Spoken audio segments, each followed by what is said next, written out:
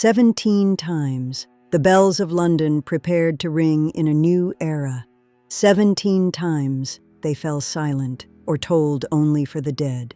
The history of a nation is often written in blood and gold, but the history of Queen Anne is written in the silence of an empty nursery. This is the story of the last Stuart monarch, a woman who bore the weight of a nation's future in her womb, only to bury it, child by child. It was a private grief that changed the map of Europe. Duty against love, the mother against the queen. This was the tragedy of Anne.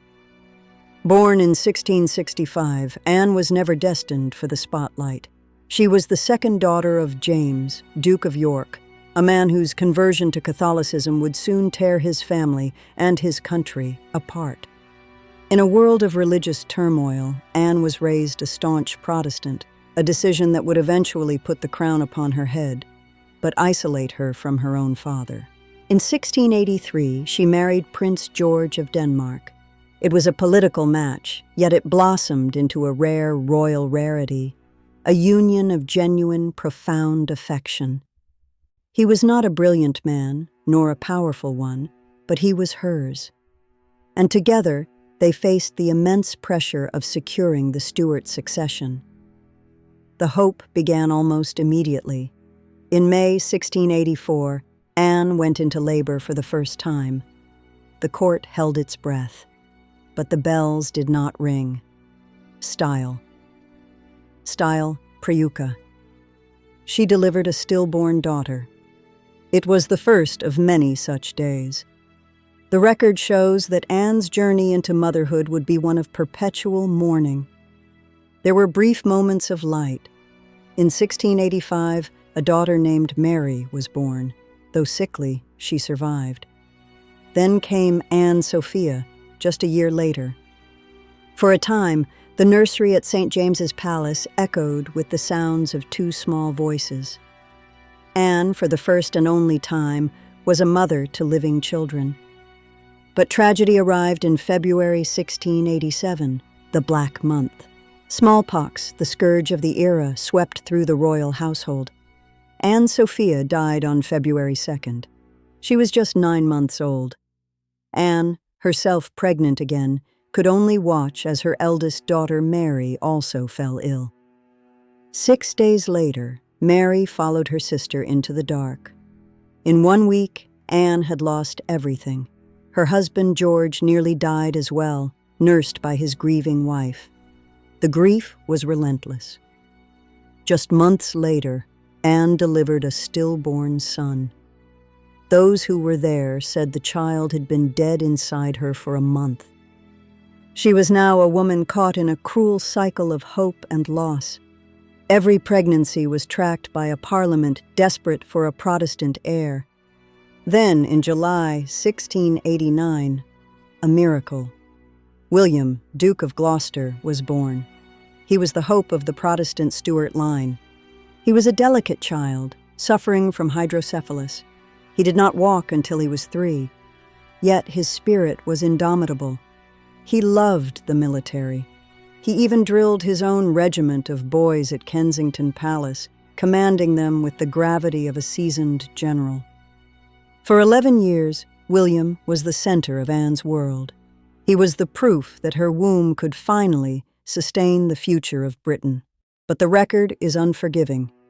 Even as William grew, Anne continued to lose.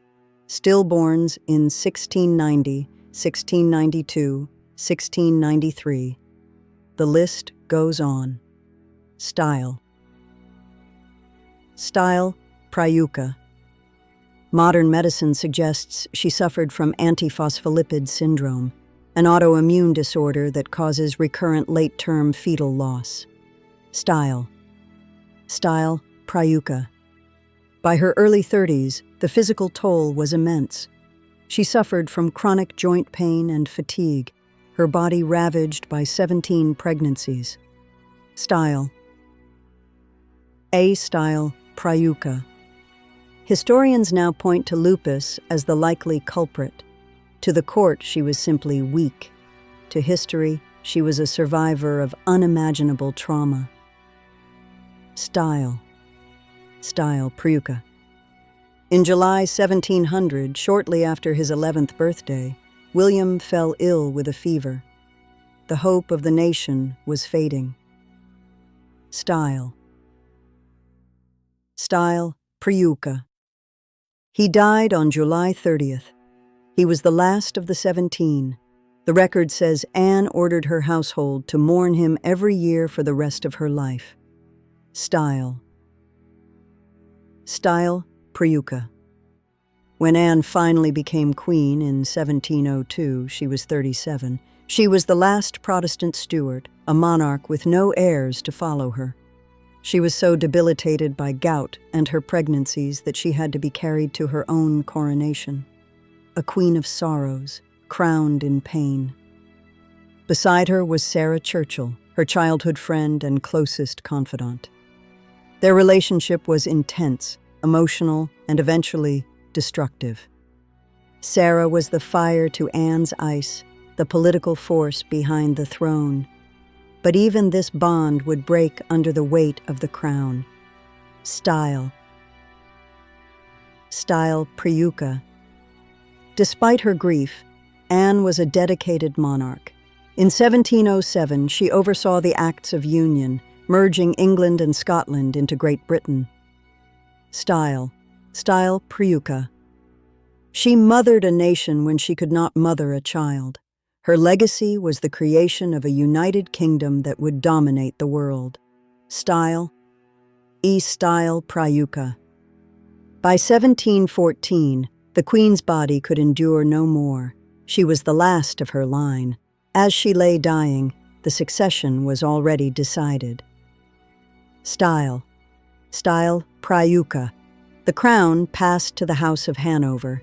The Stuart era, one of the most turbulent in British history, ended with Anne's final breath. Anne was a woman defined by her losses, but she was never defeated by them. She was the queen who buried 17 children to save a kingdom. Her heart was a battlefield of duty and love.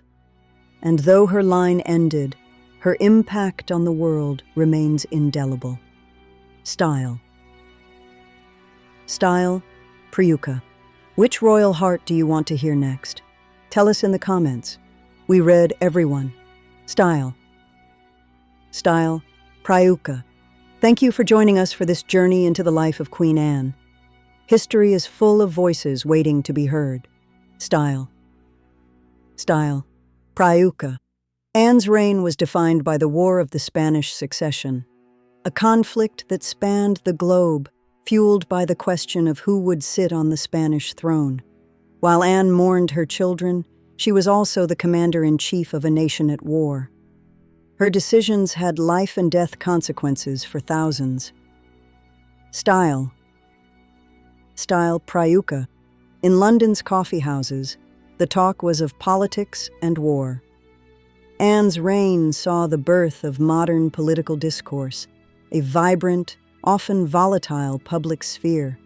The press was a weapon, and the Queen was often its target. Yet she remained a symbol of stability in a rapidly changing world. Style. Style Priuka. As Sarah Churchill's influence waned, a new figure emerged, Abigail Masham. A distant cousin of Sarah's, she would eventually displace her in the Queen's affections. The rift between Anne and Sarah was not just personal, it was political. Sarah favored the Whigs, while Abigail, and eventually Anne, leaned toward the Tories. Anne's shift toward the Tories was a move for peace. She wanted an end to the long, costly war, even if it meant alienating her oldest friend.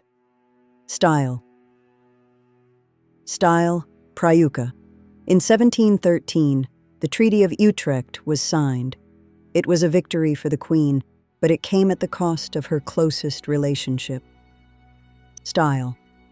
Style Priuka. The Stuart era ended, but the foundation she laid for Great Britain endured. She was the bridge between two worlds. Style.